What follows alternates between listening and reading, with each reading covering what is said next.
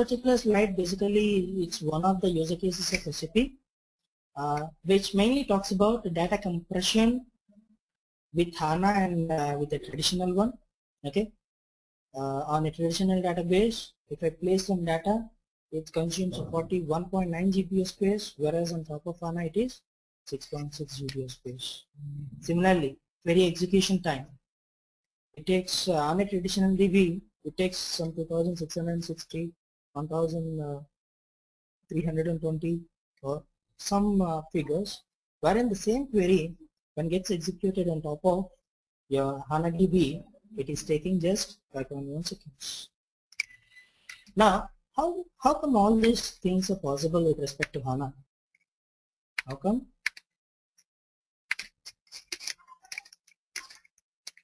All these figures are possible with respect to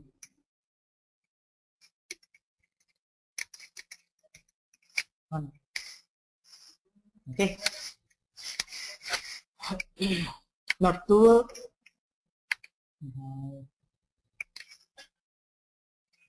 it's seconds. It's seconds. 2660 seconds, and this is on top of a traditional DB. Okay, whereas same query when executed on top of SAP HANA, it takes just 5.1 seconds.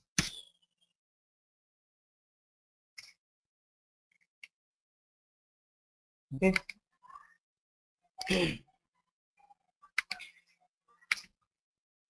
Now, how come SAP, this particular product basically is attaining these particular figures?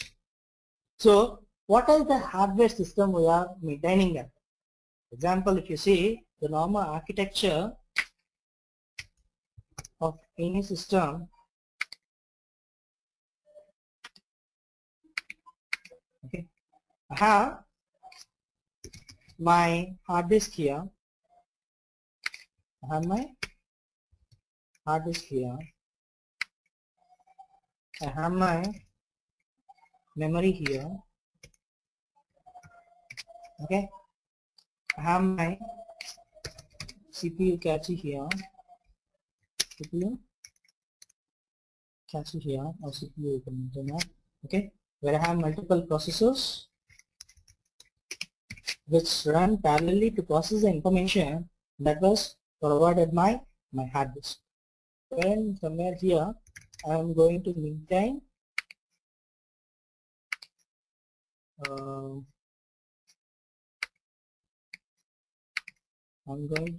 my reporting stack.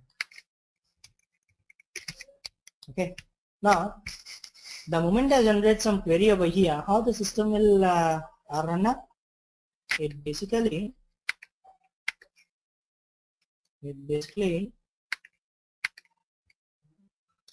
try fetching the information from the hard disk to your main memory, and from your main memory the data gets pushed to your processors, to some address bases and all, and wherein in the CPU you'll be maintaining processors where they work parallelly, process the information and deliver it to your reporting. Or in the middle you can also add your DB. With respect to HANA we are talking here, let me make it as HANA DB. Now which in turn gets connected to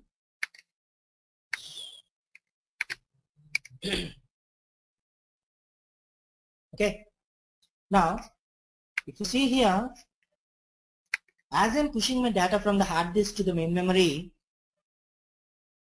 I need to have such a hardware equipment wherein whatever the information that I process from the hard disk to the main memory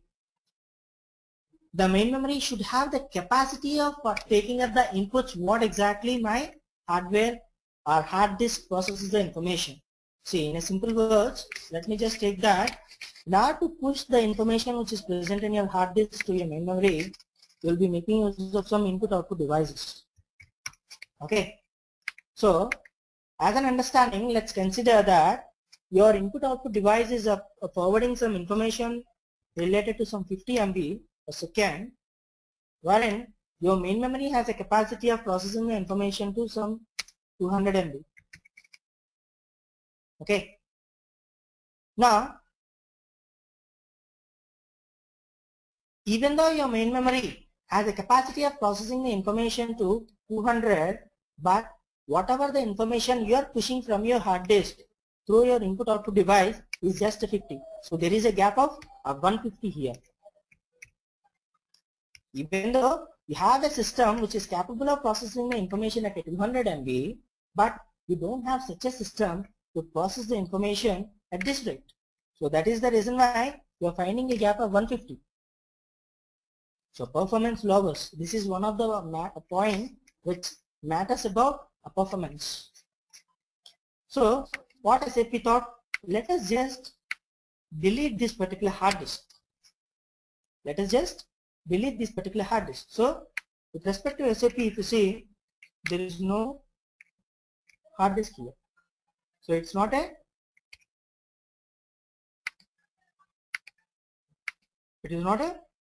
hard disk based solution. No? So what it is saying, it is an in-memory based solution. So earlier you used to push the information into your hard disk.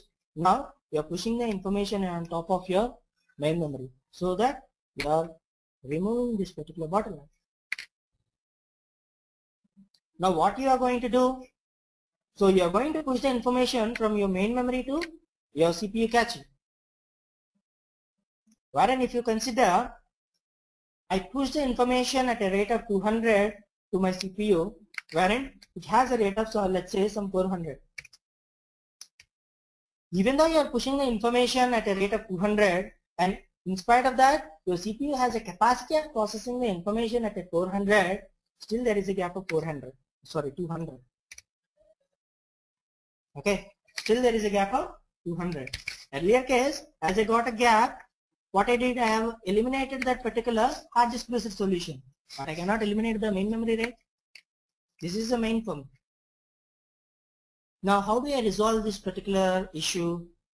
I resolve this by making use of a concept called as MPP, massive parallel processing, wherein I will be maintaining multiple processors, so that whatever the data I provide from a main memory to my CPU, it parallelly gets shared with the different processors. They process the information and load it into your HANA DB, and in turn that data gets loaded to your reporting stack.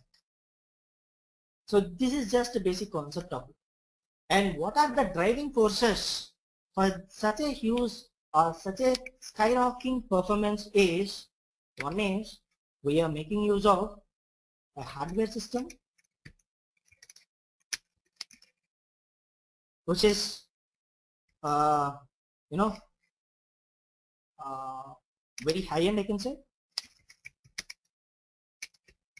in the sense, the moment we talk about hardware, let's see, as a part of comparison, let me give you an example. See, one of the drawback earlier why we were not succeeded in delivering a proper solution to the customer is there was a huge gap between your software and hardware system. Software and hardware system. Now, as HANA come into the picture, HANA coming in, it changed the face. One thing I can say, with my level of experience, the future is going to be HANA.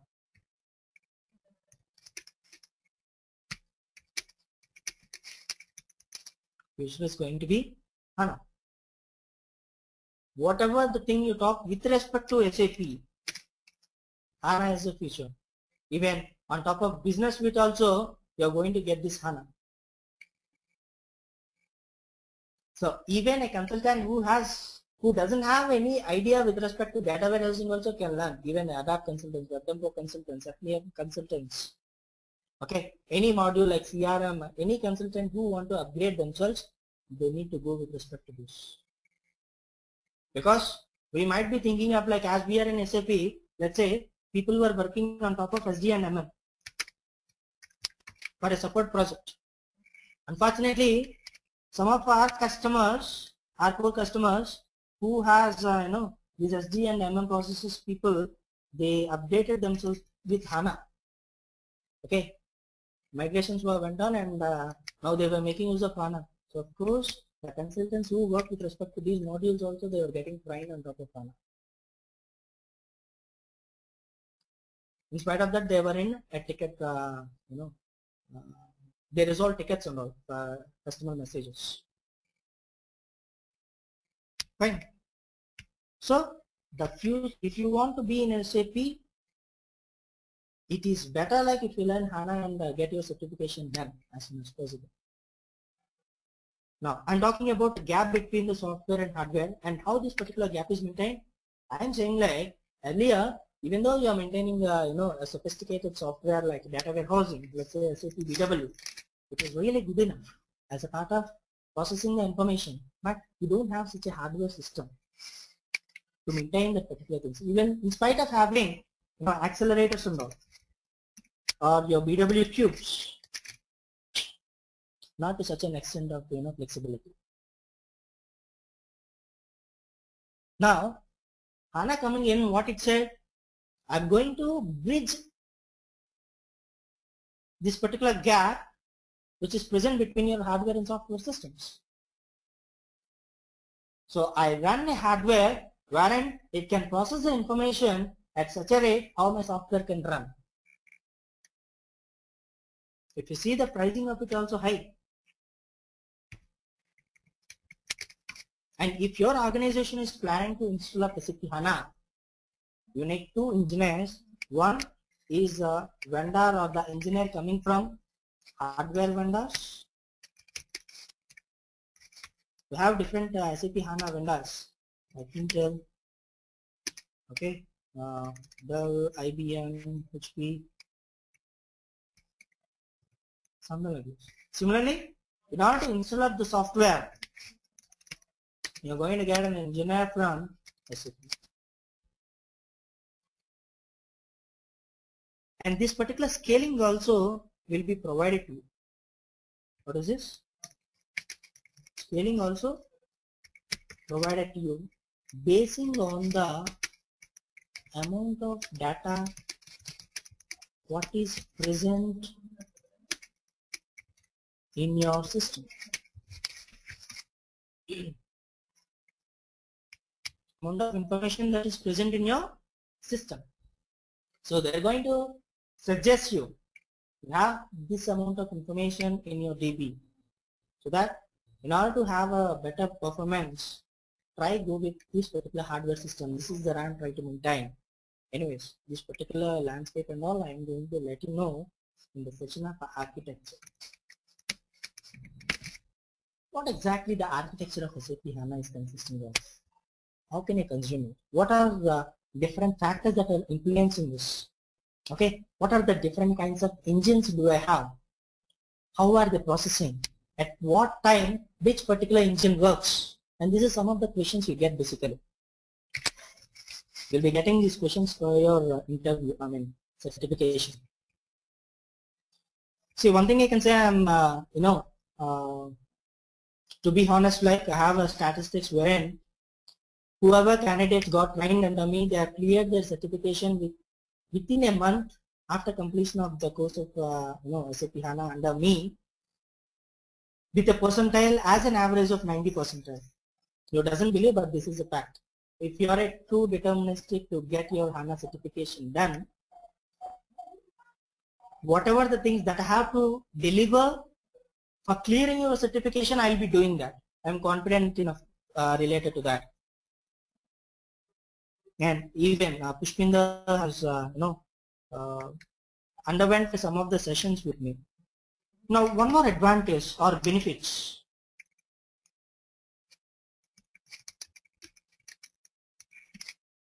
SAP HANA is, if you talk about any analytical system, Okay. They mainly talk about the data warehouse itself, like say SAP BW. Okay. So wherever the data might be present in different systems, OLTP systems. So you're going to fetch that information into your BW system, and for BW they generate different reports like BEX or business objects reports. Now we are not directly triggering on top of my OLTP system and generate different reports, because it is not it pushes some cost on my performance. So what I do is I source the information from different OLTP systems into my SAP BW system, and from there I'll be generating different reports. Now what SAP says, SAP HANA says, I can do reporting on top of or modeling on top of or analysis on top of both my OLTP and OLAP. So HANA can process both OLTP as well as OLTP. So here I am talking about, when I consider a system like OLTP, I meant to say I am talking about a huge amount of data. Huge amount of data. Any transaction that happens, I'll be finding that in my HANA DB. That's what, like, you have a solution called as the real-time visibility.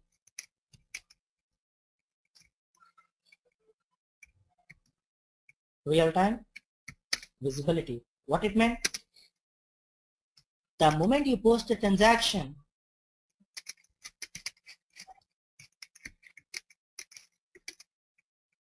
in any of your OLTP systems,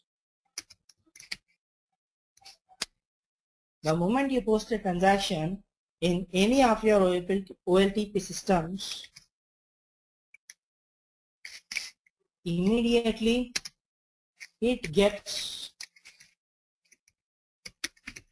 reflected into your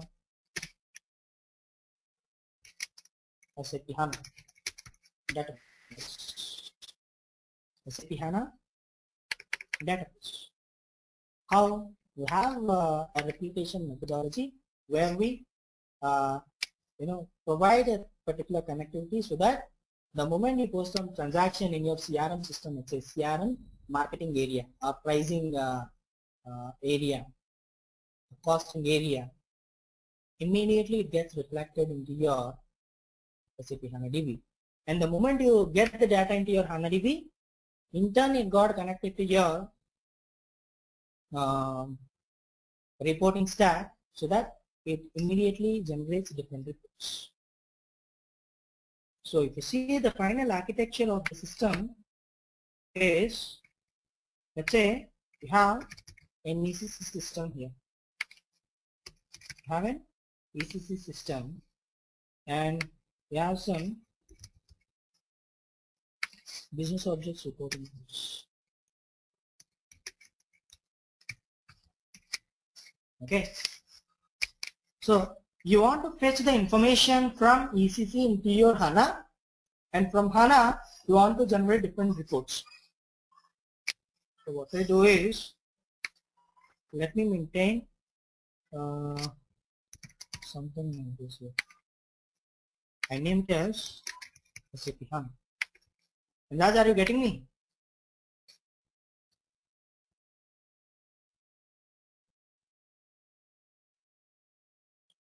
Raj.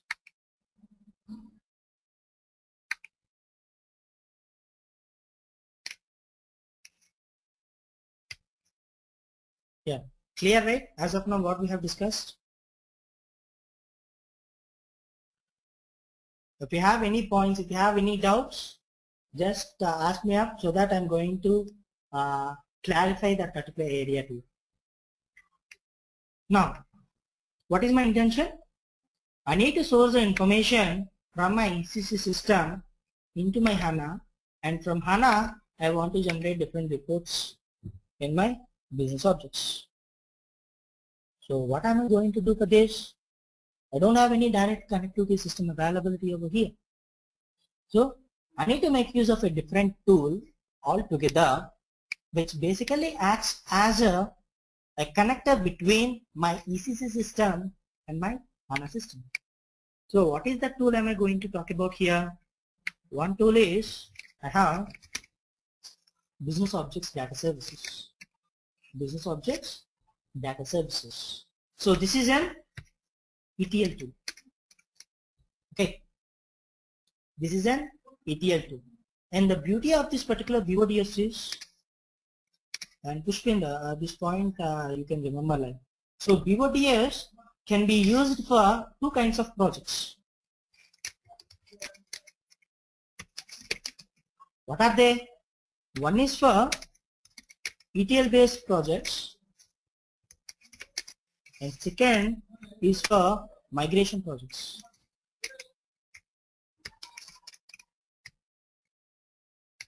So like SAP HANA, Business Objects Data Services is also a data agnostic tool. Wherein, what I mean to say is, it can connect to any of the system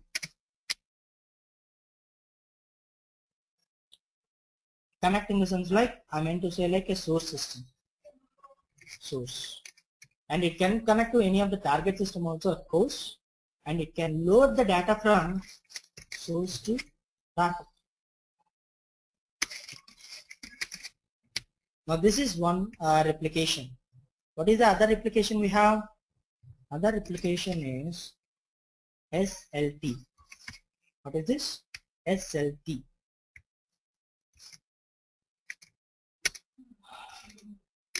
SAP Landscape Transformation. SAP Landscape Transformation. Now, what I'm going to do? Either I can go ahead with BODS or I can go ahead with SLT. So in this way also I can load. In this way also I can load. Either of the things based on the interest what you're looking after for. And once I got the data into my HANA, what I'm going to do? I'm going to create different information models. Going to design different information models. Why? Because those are the key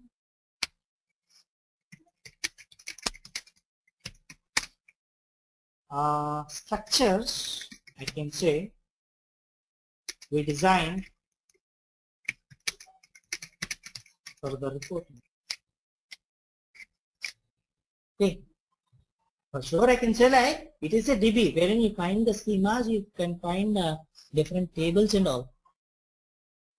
Along with that, you are going to design different information models for the reporting stack.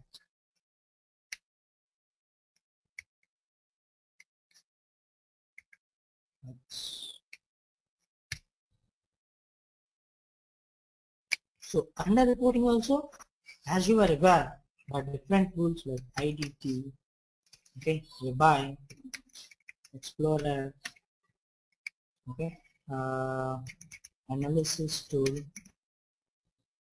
your MS Excel, okay, visual intelligence, predictive analysis, okay, your design studio, and some of the tools were not totally released into the market, okay, like design studio and all, they are not totally released into the market, only you know, some people are working on it.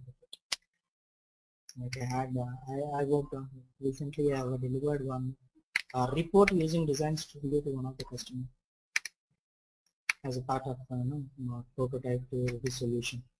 Anyways, so I have different reporting stacks which basically can consume data from SAP HANA and generate different reports. See, you don't find any difference there. What basic thing is, if you talk about Oracle, it is also a traditional relational database. And if you talk about SAP HANA, this is also a relational database. Okay. The approach what we follow is different with respect to Oracle database. So we need to know those particular things. In what way I can design information models? What are the different functions that I'm going to impart into this? Okay, how can I deliver these things to different reporting tools? What are the different drivers that I need to have for generating different reports? All these things are important. For different reporting tools, I'll be maintaining different drivers. Different client tools I have to install it on. Okay, all these are key to understand and give away your examination. So from each area you'll be getting, from the data application you'll be getting some questions, from the reporting area you'll be getting some questions, from the security area you'll be getting some questions. Okay, from SAP HANA modeler area you'll be getting different questions. So altogether you'll be tested with 4 different areas, 4 to 5 different areas in your certification exam. And totally will be based from your HA100 and HA200. I'm going to share you these contents also. And some of the questions also we are going to discuss in a session to have a clear-cut idea what exactly this is. So whenever anyone asks about what exactly SAP HANA is it a software or a hardware? You tell them like it is both a software and a hardware system.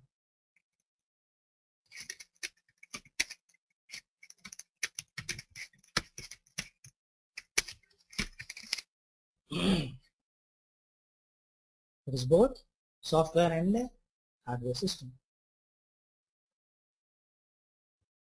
And what are the systems that I basically needed for establishing or installing this SAP HANA in my landscape? I need to have ECC 6 EHP5, similarly VODS 4.0, VO 4.0, BW 7.3, SPS5. These are the minimum things. Okay. And whatever the things we have is SAP HANA 1.0. And what is the present revision that is released into the market is it's for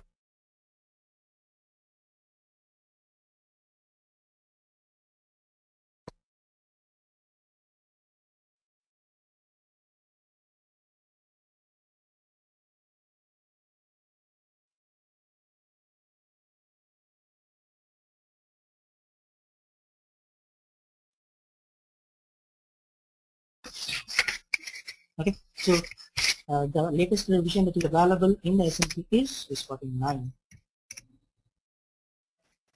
Okay, and you'll be finding basically the difference between the streams of uh, revision till 35, yeah, till 37. You'll be finding a difference with 47 and 47 and 49 are one and the same. The interface I'm talking about. Okay, interface. So basically this is the solution which we'll be seeing up in our particular thing, detailed of each section, how we can do what we are going to do, what is the use of it, what is the need of it, how can I deliver different solutions to the customer based on his requirement. Okay, all these areas will be looking into, like security area, all this stuff. Let me just open up a box for you so that if you have any questions, I'll just let you know.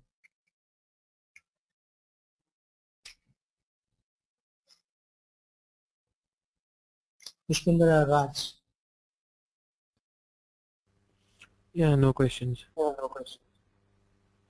questions. Already you undergone, right? Your session is fine. Raj.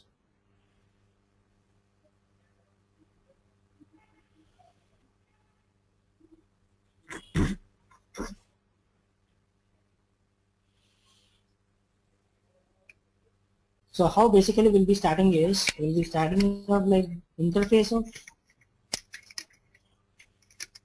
SAP HANA Studio first of all. Okay. Interface of SAP HANA Studio. Then we'll see what are the limitations that the tool has provided to us. Till what extent I can get into the tool. Okay. What are the areas of access? All these things will start up from the basic level. Then we'll slowly jump into the advanced topics. Are you clear like how exactly we'll be dealing with it? Yeah. So might be in the third session I'm going to introduce you the concept of architecture and all, wherein I'll let you know how I make these integrations between different systems. What is this particular in-memory computing engine is holding them? What is this persistent? How it is being interacted with respect to your in-memory system? How the system is taken up a backup? Okay. What is the save point? All this information we'll be discussing in the architecture session. Similarly, when you talk about the security, user management, and this section also is important wherein you get some questions out of it. You can expect minimum 10 questions. In the reporting area, minimum you can expect some 15 questions. And from HANA you can expect minimum 15 questions. Replication you can expect some 15 questions. Okay, on both the areas. And I have a couple of question areas, more than 100 plus questions, which I will be sharing it to you. And in the middle of the session also, I'm going to check like where exactly you are lagging up. So if you are not clear about any of the topic, if you doesn't answer me that particular question, we'll cover that particular part again, we'll see it. Once you're clear, we'll proceed ahead with the next things. Let me show you the system profile. Okay. What exactly the system will be having up is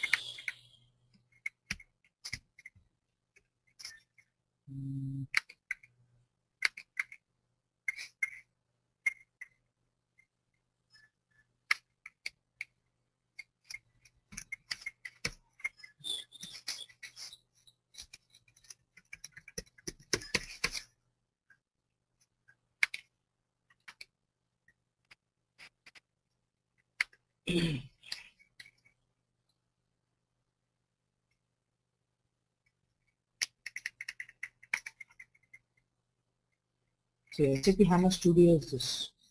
Whatever the screen you're seeing, this is SAP HANA Studio. So where you have different schemas. Okay. Similarly, you have different okay.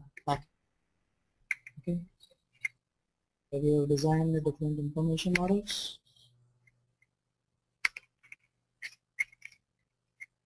Okay. I mean different perspectives and all what are the different sections I have, what is the importance of each section, required to know sections in which area I'm going to work.